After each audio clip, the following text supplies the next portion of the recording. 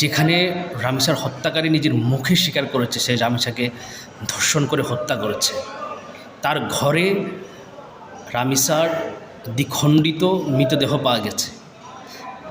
ধর্ষক জানালার গ্রিল কেটে পালিয়ে গিয়েছে।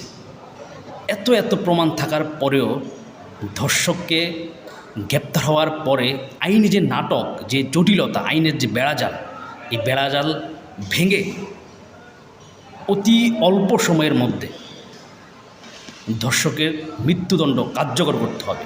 শুধু মৃত্যুদণ্ডের রায় দিলে হবে না, কার্যকর করতে হবে।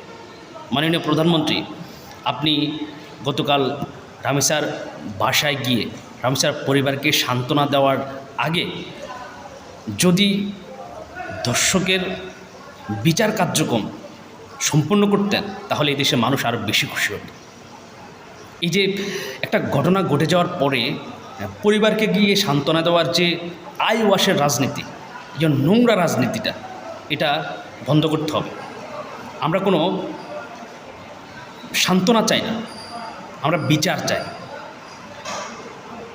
বিচার আমার স্বাধীনতা ও আমার সাংবিধানিক অধিকার, সেটা কার্যকর করে আর নোংরা আই ওয়াশ করা রাজনীতি বন্ধ করে।